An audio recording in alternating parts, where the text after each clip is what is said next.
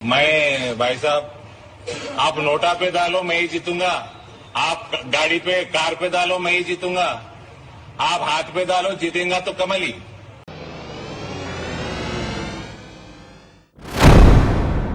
आदाब, मैं हूं मुमताज आलम रिजवी। बात करूंगा ईवीएम की, जिसको लेकर के एक बार फिर कौमी सियासत में हलचल मच गई है।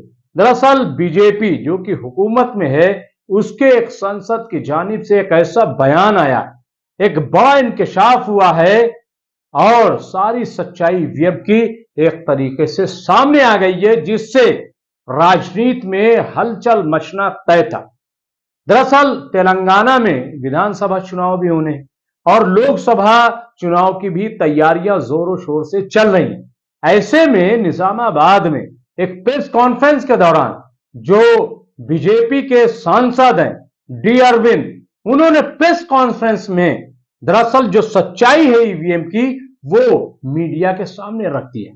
मैं भाई साहब, आप नोटा पे डालो मैं ही जीतूंगा, आप गाड़ी पे कार पे डालो मैं ही जीतूंगा, आप हाथ पे डालो जीतेंगा तो कमल ही। जाहिर है कि ये बयान जो है वो सबको हैरत में डालने वाला था।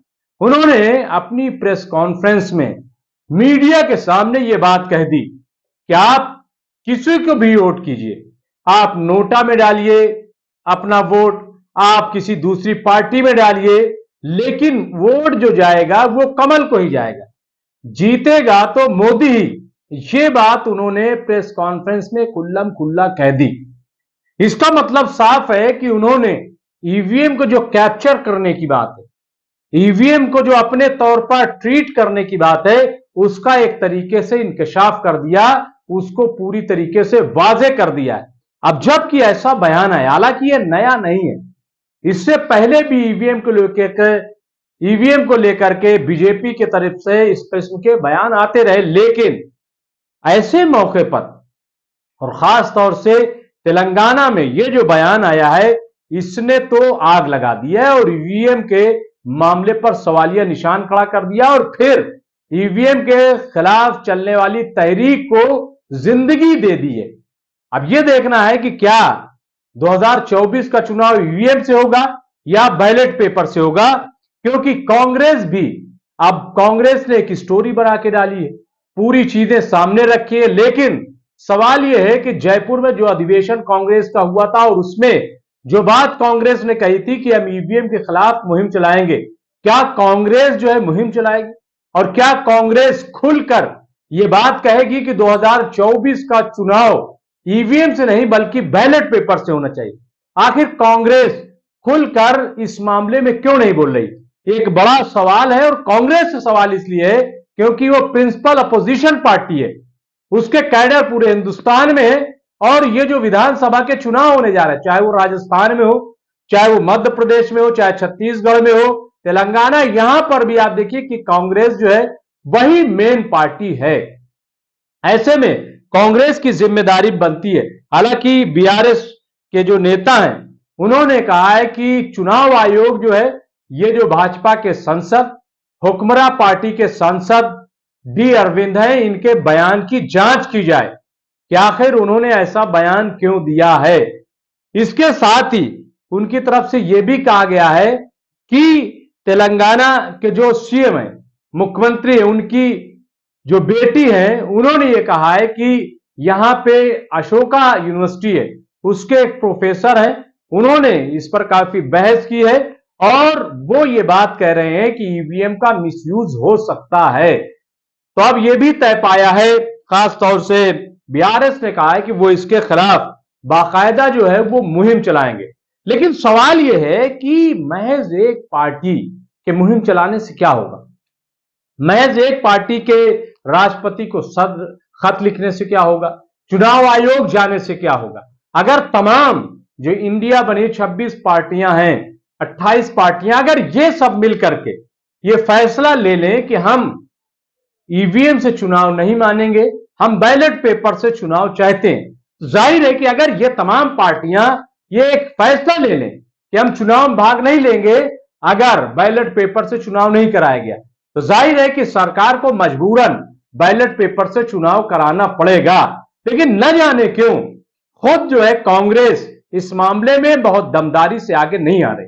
वो जानते हुए भी, इससे पहले भी आप देखिए कि ईवीएम में जब भी खराबी हुई तो वोट जो है वो सीधे बीजेपी को गया। कई बार मैंने ये बात कही कि कभी ऐसा भी तो हो जाए कि अगर ईवीएम में खराबी निकले तो वोट जो है वो बीजेपी के बजाय कांग्रेस में चला जाए, समाजवादी में चला जाए, बहुजन समाज पार्टी में चला जाए। ये क्या वजह है कि वोट जो है वो भाजपा में ही जाता है? चाहे आसाम में जब मामला हुआ था तब आप देख लीजिए रिपोर्ट उस वक्त की, जब मध्य प्रदेश के 2 जिलों में इस किस्म की बातें आई थी तब आप देख लीजिए, जब गुजरात में हुआ था मामला तब आप देख लीजिए। यानी इसकी एक चैन बनी हुई है। लेकिन इसके बावजूद आप देखिए कि जब 2022 का चुनाव हुआ तब भी ईवीएम में गड़बड़ी का मामला था और रिजल्ट आने से पहले जब एग्जिट पोल आया था तो उसके दूसरे दिन अखिलेश यादव ने प्रेस कॉन्फ्रेंस में सवाल उठाए, लेकिन उसके बाद टाई फिश हो गया। बहन मायावती ने भी इस पर सवाल उठाए, सुप्रीम कोर्ट तक गई, लेकिन टाई फिश मामला, कहीं कुछ उसका नतीजा नहीं निकला। लोगों ने कहा कि हार की वजह से ऐसा किया जा रहा है, जहां कांग्रेस जीत जाती है वहां खामोश हो जाती है। मसलन जिस तरीके से कर्नाटक में जीत हुई है उसके बाद लोग ये कह रहे हैं कि कांग्रेस नहीं बोली। इसी तरीके से आम आदमी पार्टी की जब पंजाब में जीत हुई तो कहा ईवीएम पे सवाल नहीं, कहा जब ये हारते हैं तभी सवाल उठाते हैं। तो ये भी अपने आप में एक सही इल्जाम है कि सवाल ये है कि जीतने के बाद भी आप ये सवाल क्यों नहीं उठाते, आप ये मांग क्यों नहीं करते कि ईवीएम जो है वो सही नहीं है। दुनिया की बड़ी बड़ी डेवलप्ड कंट्री में भी अगर आप देखेंगे तो वहां पर भी ईवीएम बंद हो गया है। इसलिए मुझे लग रहा है कि ईवीएम पर अब बाकायदा जो है वो फैसला लेने की जरूरत है, एक मूवमेंट की जरूरत है और अभी वक्त है। मार्च अप्रैल में चुनाव होना है, मार्च अप्रैल 2024 में, तो अभी वक्त है। अगर सरकार चाहे, अगर अपोजिशन चाहे तो ये बैलेट पेपर से चुनाव हो सकता है, उसकी तैयारियां हो सकती हैं। 3 दिन लगे, 4 दिन लगे रिजल्ट आने में क्या फर्क पड़ता है, लेकिन कम से कम हमारा जो लोकतंत्र है जिस पर एक बड़ा सवाल खड़ा हो गया। अगर आप सोचिए कि एक शख्स है जो लाइन में लग करके कांग्रेस को वोट दे रहा है, समाजवादी को वोट दे रहा है, वो नोटा में ही वोट डाल रहा है, लेकिन उसका वोट जो है वो बीजेपी में कन्वर्ट हो जाता है, बीजेपी में चला जाता है, तो आप बताइए कहां लोकतंत्र है, कहां जमहूरियत है? फिर उसके लाइन में लग के वोट देने का फायदा क्या होगा? तो इस चीज को कम से कम देखने की जरूरत है, जब तक ये नहीं देखा जाएगा। और ईवीएम के साथ साथ जो वोटर लिस्ट है उसको भी देखना पड़ेगा।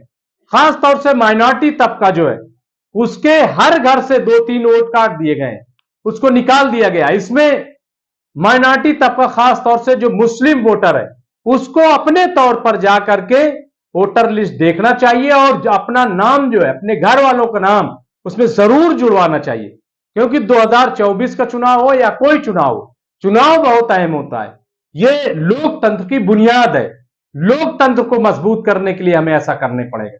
यह मत सोचिए कि हमारे 2 वोट से क्या होगा, हमारे 4 वोट से क्या होगा, नहीं, बहुत कुछ होता है। और फिर आप वोट देने का हक रखते हैं। आप देखिए कि बड़ी बड़ी ताकतें जो फिरकापरस्त ताकतें, वो चाहती है कि माइनॉरिटी के वोट का राइट ही छीन लिया जाए, उनको वोट देने का अधिकार न रखा जाए। इसके साथ ही जो फिरकापरस्त जमातें, वो खासतौर से माइनॉरिटीज के वोट को आप देखिए कि बिल्कुल बेकार कर रही, कि इनका कोई मानी ही नहीं। 80 और 20 की बात हो, लेकिन ऐसा नहीं है, ऐसा हरगिज नहीं है। 20% वोट नहीं बल्कि 10%, 5% वोट भी बहुत अहमियत के हामिल है। यहां तक कि एक एक असेंबली में, एक एक संसदीय क्षेत्र में 2-2, 4-4 वोट भी एक एक इलाके में बड़ी अहमियत के हामिल है।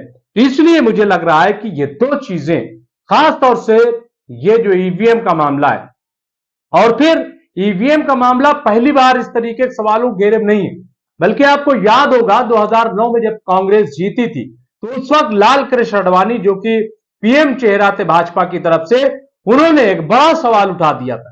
वो भी सुप्रीम कोर्ट गए थे और इस पर तो बाकायदा किताब भी आ गई है सुब्रमण्यम स्वामी की। तो उसको भी अगर आप देखिएगा तो आपको अंदाजा होगा कि ईवीएम जो है लोकतंत्र के लिए ठीक नहीं है। तो अगर ईवीएम के खिलाफ हम खड़े होते हैं, ईवीएम के खिलाफ अगर आवाज उठती है, तो मुझे लग रहा है, और मामले को अभी कई लोगों ने कमेंट भी इस पे शुरू किया है। उनका कहना यह है कि यह मामला सुप्रीम कोर्ट में भी ले जाना चाहिए और सुप्रीम कोर्ट से कहना चाहिए कि वो ऑर्डर कर दे कि ईवीएम से नहीं बल्कि बैलेट पेपर से अब देश में चुनाव होंगे। अगर ऐसा हो जाता है मैं समझता हूं 2024 की ये पहली बहुत बड़ी कामयाबी होगी। बहुत बहुत शुक्रिया।